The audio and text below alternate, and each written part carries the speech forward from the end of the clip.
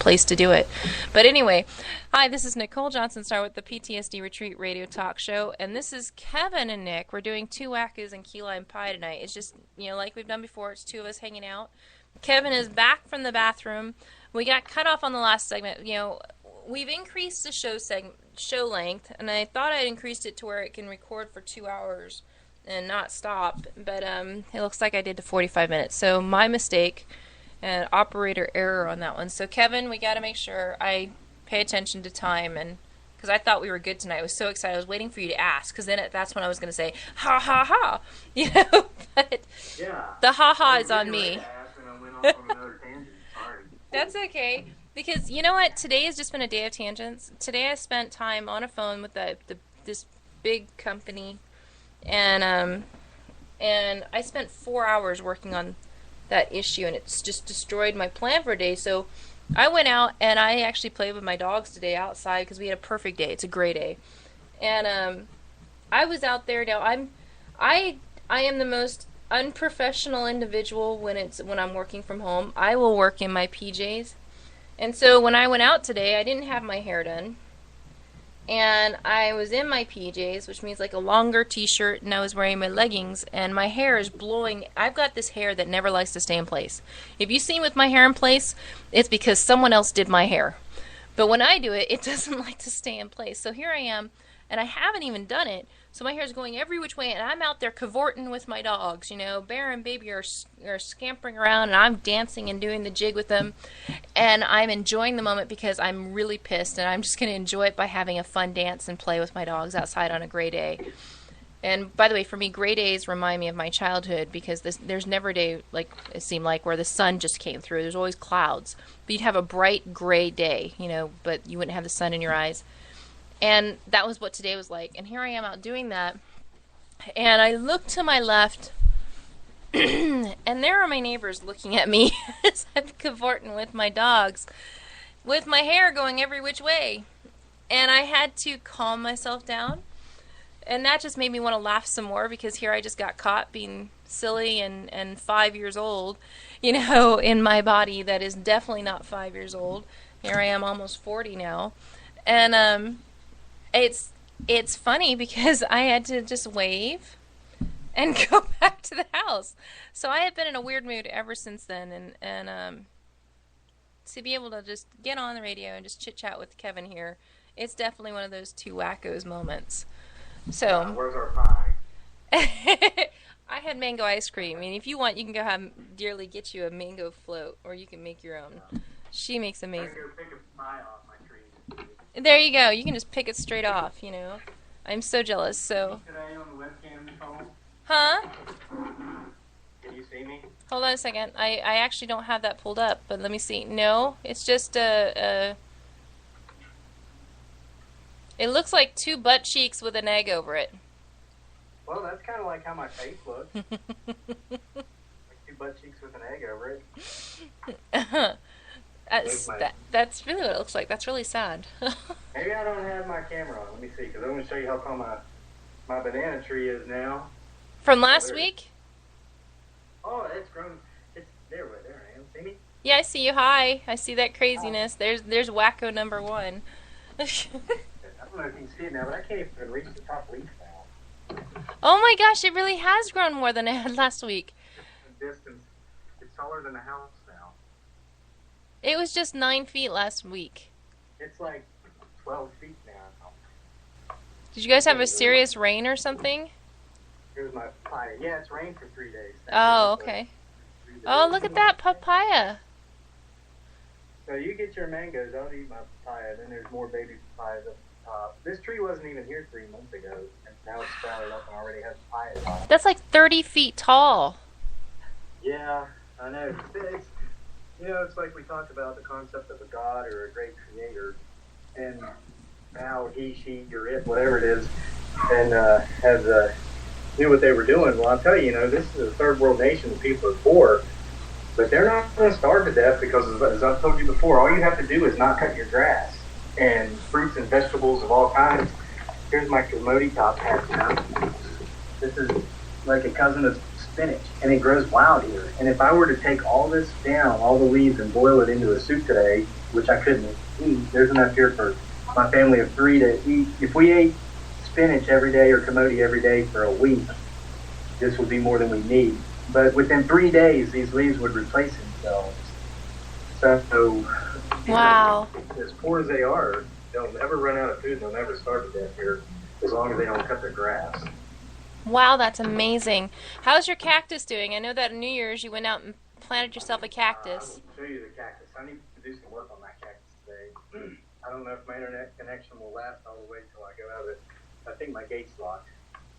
And, you know, I'm not trying to be a jerk. I'm just trying to be honest here. I always talk about the great parts of living in the Philippines, like how cheap it is, how physically beautiful the people are. Most of them are beautiful on the inside, too. But I've got to unlock the gate. Here's your trip inside my house today. Hi, Daniel. Hi. Hi, Big Boy. How are you?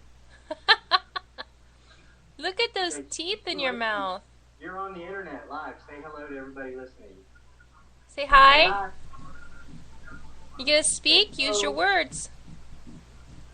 But he doesn't want to talk. Here's Julie. Hi, dearly.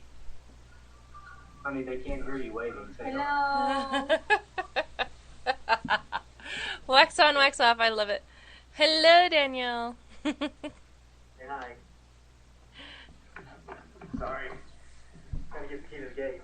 What I was saying is, there is a dark side to all the beauty. As is everywhere in life, right? Even in the States. But the thing is here, anything you want to keep, wait here, buddy. Wait, buddy. Wait. Oh. He's spoiled. But one of the dark sides is, if you want to keep anything here, you have to keep it locked up. And I want to keep my house and my family. So when you go to bed at night, you have to lock your gate, or people will come in at night and they will steal anything that they can. And you got to keep it locked up during the day too, because if you're on site, they will steal anything that they can. Okay, I don't know if my internet connection is still live. Are you still with me? I am still with you, watching you and all that jazz. Hey, it's actually still there. It is. They haven't stolen it yet. Well, it is a cactus. Yeah, but it's raining. I've got to come out here today and fix it. Okay, I got to prop it up. I've got to give it some support. And this is people will be looking at me like I'm crazy, but they do that all the time anyway. It's like I'm this one white grain of rice in a big barrel of brown rice, and so I'm different. I don't focus on it. Okay, but they do. And sometimes it makes me, but we're all God's children, right? We're all children of the great universe here only for a temporary period of time in this great journey, this part of cosmos. I don't care if you're black, white, brown, yellow, red. I will love you. And if we have many things in common, we can be best of friends. And you know what? You're turning red, so What's that? your neck is all red. So I'm like, I'm from West Virginia. There's truth. there you go, see? They take the boy out of the hills, but you can't take the hills out of the boy. Anyway. I'll agree with that one. Damn it. Look at this. There's a red ant's nest where the cactus is, and I've got one attached to my hair right now. Ah! It's really cool because when you first get here, there's one on that foot too. They bite you, you know, and you're not used to it, and your foot will swell up. Wherever they bite you, it'll swell up to be the size of a golf ball. You'll have ice on it. Then once you're here about a year, you've been bitten so many times, your body adjusts to it. And like that one, it's been on my foot since I was out there at the cactus. It took me a minute to realize there was one even there because you barely feel it and you don't swell up anymore. I have adapted and evolved to the poisonous red ants that live everywhere here. Wow. You know, there's something... Do you know, I just found out today that it has absolutely nothing to do with our conversation. I actually read on the internet today that our astronauts that go into space actually can grow up to 2 inches while they're in space. And I think that is so cool. Talk about adaptation. Yeah, because they don't have gravity pulling them down. Yeah, I think that's amazing. Yeah, I didn't know that. That is interesting. So I read last night actually, they found the largest star known to man now. You can fit like 6 6 million of our Earths into our sun in our solar system, Mm-hmm. and they just found a star, which is another sun that you can fit 6 billion of our suns into. That's amazing. So You know, big that if it where our sun is now, it would reach all the way out to the planet Saturn in our solar system. it's amazing. You know, they're finding other worlds. My daughter actually did this really cool presentation, and I have it somewhere. And maybe one day I'll ask her if she's okay with me sharing it. She made this cool presentation about other worlds, and Yeah. it won't surprise me when we're ready to go and move to another place. If we keep killing off all the whole food farmers' livestock so we can't have non-genetically engineered foods, that time might not be too far into the future. I mean, guys, things that are here in nature are here for a reason. And you can't genetically alter everything and expect, that reason to still serve its purpose. Yep. I don't even need to say anything to that. Just, yep. That's true, but I personally, I believe before we travel to other planets or whatever, we'll destroy ourselves first. We were talking about Michael Crichton. Mm-hmm. He wrote that book, State of Fear, which became a movie. Most of his books became movies. But the whole, there's huge profit behind the concept of global warming and scare people to think we're destroying everything. Listen, Mother Nature is more resilient than mankind. And Michael Crichton, this is what he said, for us to think we'll destroy the world is synonymous to thinking that maybe that ant colony I just stepped on will destroy mankind. It's a joke. It's not going to happen. The world will still be here long after we're gone because Mother Earth is so resilient. But we can sure take these things Mother Earth provides for us and destroy them through genetically altering them to the point to where we destroy ourselves. And all of a sudden, the gifts that the Creator gave us, call it God, call it the synergy of the universe, the Great Spirit is what the Native American Indians called it. We're cutting our own throats, people. Yeah. It won't be that the world is gone. It'll be that we are. I like that. That's it. I like that. So, yeah. That conversation is exhausted. We could go on and on about that. So now that we've been talking for more than an hour, did we have any specific topics that we were supposed to discuss today on two Wackos and Pie? I did, but you know what? It no longer matters. Because we had a totally different dynamic than the one that I had envisioned for today. And you know what? That's okay, because it's Tuesday night. And there's a lot of... Huh? I said, no, it's not. It's Wednesday morning. Yeah, whatever. Whatever, you weird person over on the other side of the world who gets to enjoy the beaches. There's a lot of different things happening in the world, and I'm learning. The more that I learn about things, the more concerned I'm becoming, and the more questions I have. And question everything.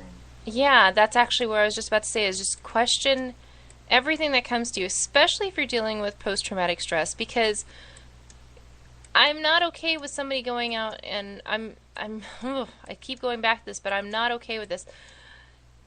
When it comes to your health, please remember these are doctors and medical, it's a medical practice. And they're trying things, and yes, people are taking these things, and they do find wonderful things, but medicine is not the first answer. It's just a Band-Aid for... that's not true. It works for some people, but I don't believe that medicine should be our first response to everything. Right. And I believe there's... in the rest of the world. Yeah. In America. Yeah, didn't you tell us a story where you had to get some treatment over there? Got my foot. Last time we talked, I was stupid. I kicked some hot burning glass and it sliced my foot open, and I was laying in the shower at this beautiful tropical resort here in the Philippines, and I was scared to death I was going to bleed to death, and I was saying, hey, take me to the emergency room. I got to get, I'm going to die from some nasty third world infection. I need antibiotics.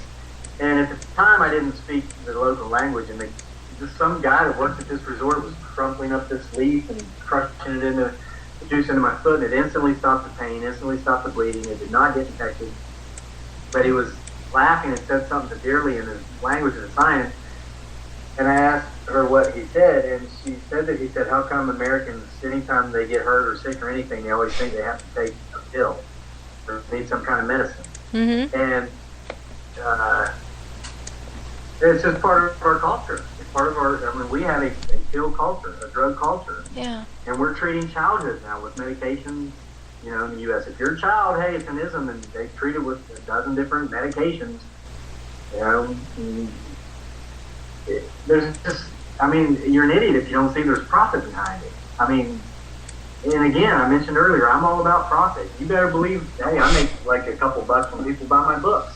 And I'm not going to give them away for free. I mean, I'll have contests or competitions, and a lot of, you know, I used to give books away for free, and what I found is that when you give them away, people don't read them anyway.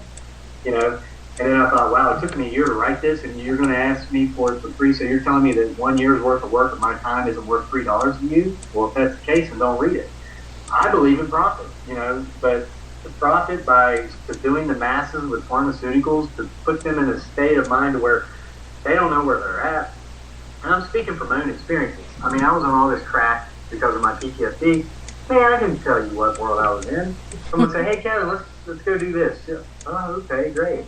And I mentioned last time my story of being in the jungle, starving to death, dying to death. All my money was going to opportunists. But I was on those drugs, so I didn't care. I lost 20-some pounds, and you see me now on the webcam, and folks, you see me on Facebook. I'm not a guy with a weight problem. I've never had a weight problem. But you could see my ribs, and I had a full beard, and I was sacrificing chickens to the sea gods. And this is how crazy I was. And I never told you this last time, but the fishermen every night, they would go out, and what they do is they go out, they get outside of their wives, and they drink a tube of coconut wine on their fishing boats all night, and come in at 6 a.m. drunk as hell and say they never caught anything. And then they leave it up to their wives to go to the jungles and get these green bananas and boil them down and smush them up so their kids have something to eat. It's really, there are some dark sides to this place. But anyway, that's where I lived for 6 months. And I was so crazy. I was on all these drugs, and I was drinking, and I wasn't eating solid food. And I was killing chickens and putting a cross on these fishermen's boats, making a sacrifice to the sea gods so that they would catch a blue marlin. Because if you catch a blue marlin, and they weigh like 60 kilos here, which is about 130 pounds. I mean, these guys make enough money off of one of those fish to where they don't have to work for 3 months. And people would, I'd bless the boat, and that boat would catch blue marlin, and they thought it was my white magic. And man, guess what? I was so crazy because of these drugs I was on, I thought it was my white magic too. What's the point of this? Oh, the drugs. Yeah, well, that's where those drugs took me. And so I think the PTSD was not as bad for me as the drugs were, if you get my drift. People say, hey, come on, Kevin, let's go to the ATM machine and get some of your money so we can have a cigarette tonight and get into the video machine and party. Yeah, okay. Hey, here's Kevin. Try this. Do this. Oh, okay, whatever. As long as I have my pills in me, dude. And I guess that's what they call being cured or being treated from your ism. It's being passive to where you can fit back into society and go with the flow and do what is expected of you and what is told of you to do. You know what? You just made me think about something. What's that? It fits to have Americans who are not thinking for themselves. Right. As long as they're not thinking, yeah, as long as people take that American and put them in a completely different culture and a completely different way of life and look how they behave, and basically what it is, yeah, you show the ridiculousness of what someone who isn't thinking will do because the society around them wants them to do that. Yep. I think that it actually, there's a good reason for all of these big companies to get away with this stuff. As long as Americans aren't thinking for themselves, it's a lot easier to get away with stuff. Well, the sheeple are more easily controlled. And then so when the sheeple is numb, all the sheeple are numb, and then they come around with their flashlights at dark and their guns that only they are allowed to have because they're protecting you from each other, so the sheep aren't allowed to have the guns. But when the government comes around with their flashlights and their guns, they can kill the livestock that is producing whole foods, which are not genetically engineered with more of these drugs to, induce upon the sheeple. Well, then no one questions it. Or they say, well, it must be for our best interests. And if you don't think it's for your best interest, here, you need this new prescription because your other medications aren't working for you. So here, take this new one. Oh, this is the wonder drug. Oh, now I understand why you're coming around at night and killing my livestock. It's producing whole food. Thank you, big brother. I mean, big government. You really sound like a conspiracy theorist when you say things like that. I know I do, but I'm not. I'm not. I mean, I just pay attention. And I guess I read too much. I read George Orwell's books. I read 6 or 8 novels a month. That's the beauty about a lot, when you open your mind to other things, you have a lot of other things come into your mind, and it helps with your thinking processes. And I live in a place where, Nicole, this is my only weekly conversation I have completely in English. Yeah. Now, I'm sure I talk to people a lot here that speak English, but they don't really speak it. Half of what we say as Americans and other English-speaking nations, part of Europe, we don't say actually, we say figuratively or hypothetically, and we use a lot of sarcasm, so we might say something, but we actually mean the opposite. But because of the indentation or connotation we put upon the way we say it, the person who hears it knows we mean the opposite of what we just said. Well, when you live in a non-predominant English-speaking country, they don't learn that part of the language. So you have to be very careful because what you say, they take to heart. They understand it literally, even though you might have said it figuratively or sarcastically. So, if you say, oh, man, I feel like, man, I'm going to kill you, they turn around and run like hell. Sorry, I shouldn't have laughed. I'm sorry. Forgive me. Yeah, I know. It's frustrating, it's funny, but it is what it is. Yeah, I laugh because that's actually no longer something you get to say here either, because you never know who you're talking to anymore. Oh, I know. And especially don't say it in an airport or in a public place or where there's a group of people. And I understand why those things can't be said, because we're not living in the same world we were 50 years ago. You just reminded me of something that happened when I took my daughter back, when I took her to the airport so she could fly back to Minnesota. Do you know, my daughter and I were talking about this this dog that another friend of ours has that's like 20 years old. It's a Chihuahua. And we were talking about whether or not that dog was still alive, and to my knowledge, that dog is still alive. And we were saying, that dog, we said, that dog isn't dead yet, just like this. And we're in the airport. And I looked up just as "isn't dead yet" left our mouths, and we were laughing. And right in front of me was a TSA agent, another guy in plain clothes but with something around his ear, and another police officer. And all three of them caught "isn't dead yet" and looked over at us, and I went, oh crap. Because here we are in the airport, and those words came out, and it caught every single one of their intentions. And as we walked past, I'm so grateful my daughter didn't notice, because all three of them followed us down the terminal in their eyes. And then when we went around the corner, I said, hey, do you want something to eat? Turn around back to go get food at the little stand that was where I could still see her. And they were walking towards our area. You can't joke about anything anymore. And we weren't even joking. We were just having a conversation about a dog that is older than dirt and met Moses. I mean... Yeah. Anyway, you just reminded me of that. There's no joking nowadays. There's no speaking figuratively. You get to be very blunt in everything you're saying. Yeah. And I couldn't fit back into that, so I was the problem. So they gave me pills for that. So I came here, and I've since thrown those pills in the ocean. Now there's a bunch of fish, like half fish and half sheep, floating around blindlessly as the sharks swirl around their schools saying, come a little closer, fishy, fishy, fishy. And the fish say, okay, sure, open your jaws, show me the entrance. How doth the little crocodile... Oh, how does that poem go? The fox and the crocodile, they need the fox and the gingerbread man. They need to swim across the river, And the fox says, come on, gingerbread man, just jump on my head. I'll give you a ride. Gingerbread man does. Oh, help me. Oh, you're helping me. Thanks. And then the fox says, oh, the water's getting too deep. You better jump up on the end of my nose. Make sure you don't get wet. The gingerbread man says, oh, thanks, fox. He jumps up on the end of his nose. And then the fox flips his nose and snaps the gingerbread man up and eats him. The best way I've ever heard it told, and maybe this is because I'm from West Virginia, but this is how it's told in West Virginia. You know, a bird is in the middle of a cow pasture one winter, and it's freezing to death, and this big old cow walks by and just happens to take a dump there on the bird, and the bird gets covered and warms up, and oh, I'm so warm, oh, thank you so much. But then it starts to smell the odor and realizes, this is nasty, I'm going to pile of, you know what? Oh, help, get me out of this. And a fox comes in to the little bird and says, here, little bird, let me help you out of that pile of crap you're in. And pulls him out. Oh, let me clean you off. And the fox starts licking the bird, lick, chomp, eats the bird. And the moral of the story is that just because someone craps on you in life or you get crap dumped on you in life doesn't necessarily mean that they're doing you a disservice. And just because someone comes along and tries to pull you out of the crap you're in, it doesn't mean they're necessarily trying to help you.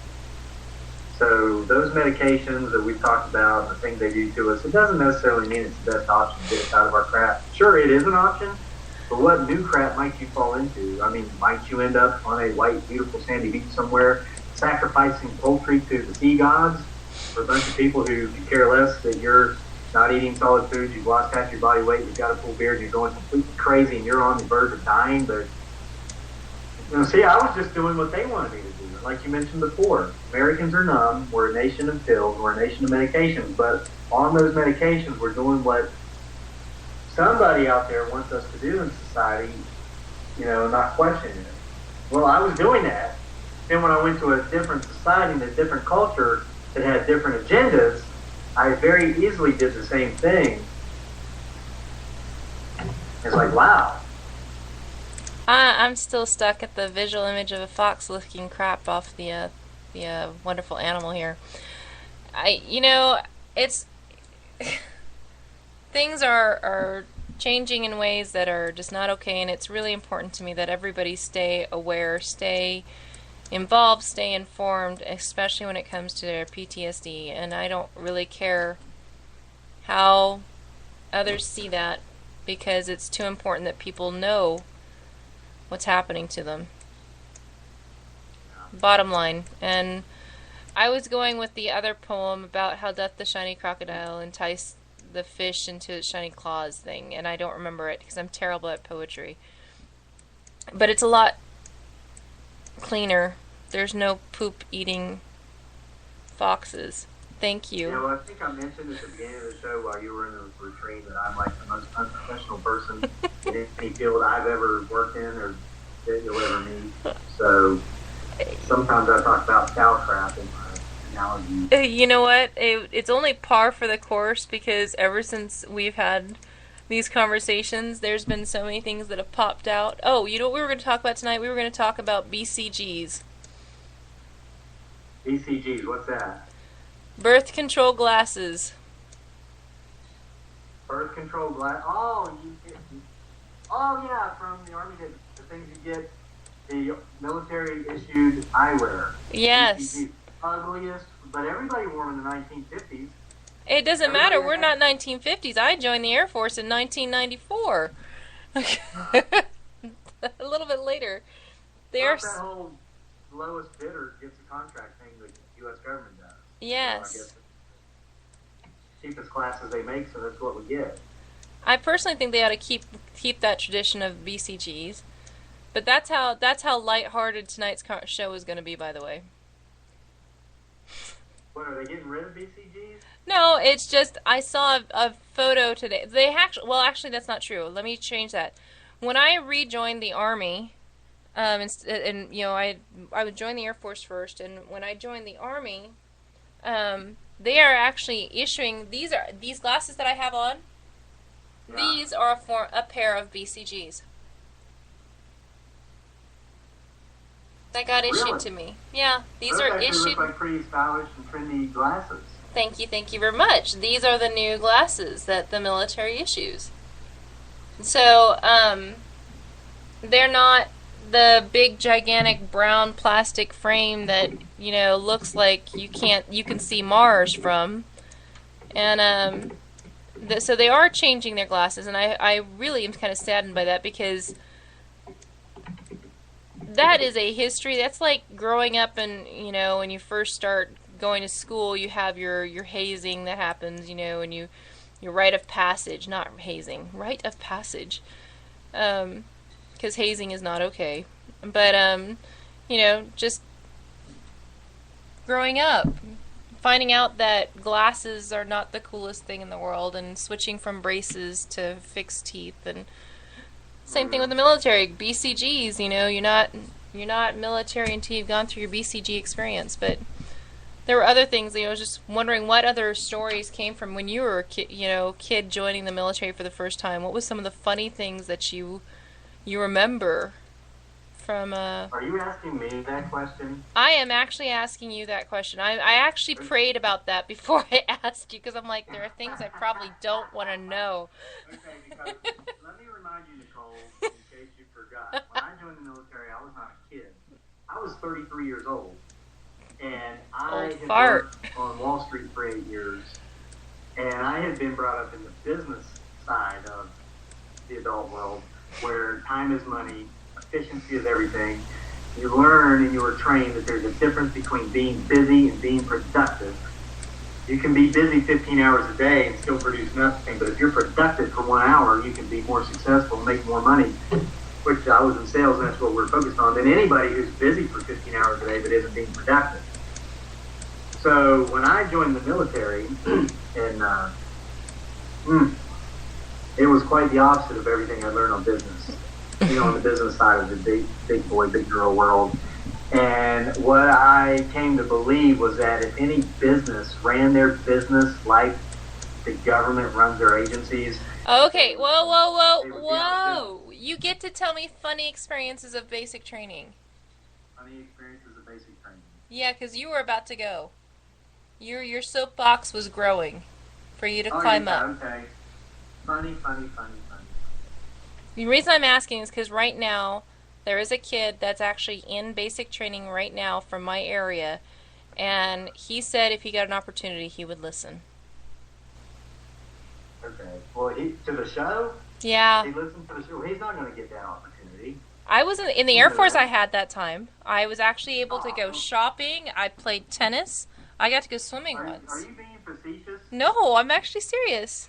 Now, see, we in the Army and the Marines make fun of the Air Force and the Navy because of what you just said. I know. But times have changed. I'm sure the Air Force does not have time for that anymore, but even still, it'll be something that he can go back and listen to. Listen, this is something I thought funny.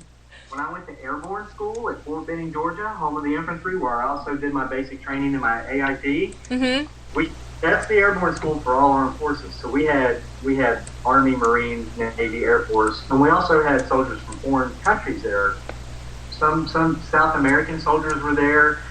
It was a really interesting experience. But something I thought was funny there was that the Air Force people there were receiving a stipend on their pay for being there while they were there for substandard living arrangements. We lived in, the bays, the dorms, like we do. And it was a step up from where I was at basic training as an infantry soldier. Man, we felt like, those of us that went straight from infantry school to airborne school, we felt like we just stepped up, man. We moved up from the low class to the middle class. And then we found out the Air Force guys were actually receiving like an extra $500 or $600 a month while we were there. It was a 3-week school, so they got an extra $400 because they had to lower their standards of living to live like us Army guys there in Georgia. I thought that was funny. I will admit that when I was in the Air Force, I'm not going to lie, the Air Force has it good. I can admit that because I grew up Air Force, and I used to feel so sorry for my Army kid friends that lived over on, Bitburg Air Base, and I felt bad for them because their houses, we considered it. The sad thing is I'm still friends with a lot of my high school buddies, so those guys are probably going to hear this and be like, you said what? But I used to feel bad for them because the houses over on Bitburg and our school over on Bitburg looked like a prison. And it was horrid. I felt so bad for them. And yet on Spangdahlem we had grass. It always looked nice. But over on Bitburg it was like, what do you mean grass? We don't need grass. It's just turf. The army has a completely different mindset about certain things. They don't waste money on making their bases beautiful. I haven't yet been on a base that was beautiful by the army, but Yeah, the whole comfort thing. Have you ever been to Fort Lewis, south of Seattle, Washington? as a matter of fact, I have. It was a wonderful experience. That's where I got to experience flushing toilets. Oh yeah, you and I talked about how we were at the WTV there. Yeah, I actually I thought loved it. On that side. I was going to say, I thought Fort Lewis was a very beautiful Army base. And, as far as Army bases go. And it's not that they're not beautiful or unattractive, it's just that they're very plain and very bland. They don't go out of their way to provide comforts. And I understand it because when you're in war in the combat zone as an Army soldier, it's not comfortable. Yeah. I had issues. I had issues with the fact that the guys that were in the Air Force that were only there for like a couple weeks, a couple months, like the guys that got there after us and left way before us, they lived in connexes that had air conditioning and TV and... You're talking about there in Afghanistan? Yeah, and I was like, how can you guys live in that? We were there for a year. It used to be 15-month appointments with George Bush when he was still president, lowered it to a year. But the Air Force and the Navy guys were doing 6-month appointments, and there was only like 2 living in one air-conditioned connex. And we had, at one point, 6 guys crammed into a room, and I'm going to be as honest about this as possible. The room was probably 14 feet by 14 feet, maybe 16 feet by 16 feet, and we had 6 guys living in that. Yeah. There's a lot of things from, there's a lot of differences between Air Force and Army. A lot of differences between Air Force and Army. And I get to admit, I do miss it. And I can say that because I was in the Air Force and I know the differences. There's a complete different mindset on that one. So, and Afghanistan just proved it even more. And by that time, I was thoroughly inducted into the Army. I had been in the Army for a few years, and I learned about a lot of differences, and some of those differences I appreciate. But when it comes to the comfort of housing, etc., and the prettiness of the base, the Air Force wins hands down. Oh, I'm sure of it. So, yeah. There's an Air Force base right beside Fort Lewis. They actually combined it now, and they've renamed it Joint Force Lewis McChord something. It was McChord Air Force Base and Fort Lewis Army Base. They combined them, and I traveled over to the McChord Air Force Base once while I was at Fort Lewis, and it was very, very beautiful. And I went to the PX there. Oh, that's not a PX, that's a BX. BX? It's a BX, because it's not a post, it's a base. Okay. Well, it was beautiful. I mean, it was like wow, it was like civilian section. It was like I walked into a mall on the civilian side, whereas on the Army, it's a little bit more, liberating feeling than being just out on the post itself. But still tell everything about it said you are in an institution. You are a sheeple. You will not think for yourself or do for yourself. Oh, you're talking about that Army base, right? Yeah, the Army base. Yeah. Like that. In the Air Force, you are encouraged to think. Yeah, the Air Force said, hey, man, you're free. Do what you want. You got your civil liberties back. But wow, it's great. I don't want to leave. But I had one of my NCOs with me, and they dragged me back to the Army base.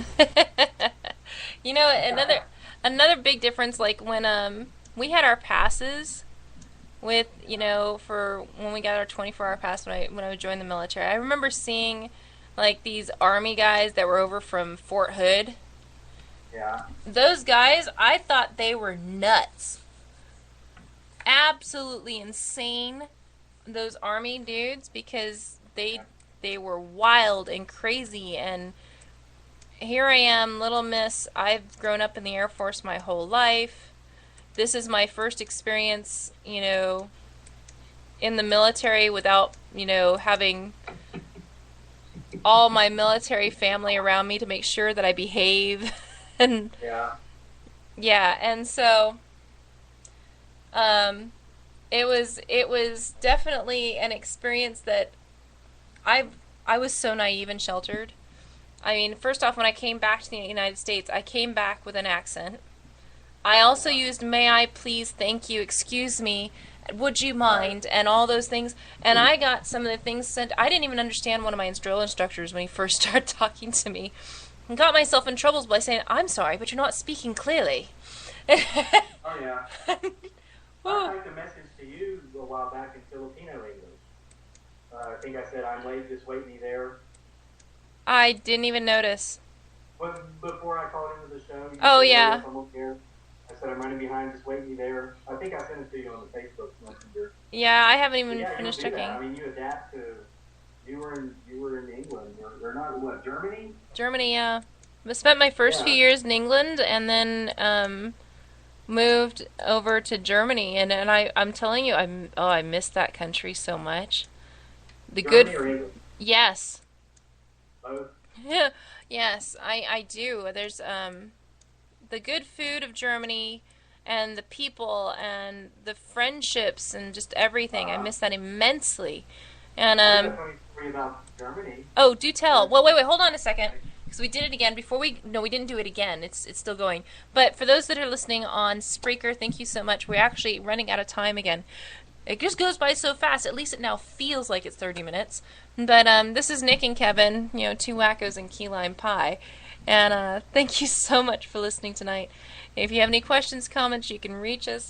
Go to the Facebook page, the PTSD retreat. Go to Kevin's page. Kevin, is it Kevin Lake or Kevin E. Lake?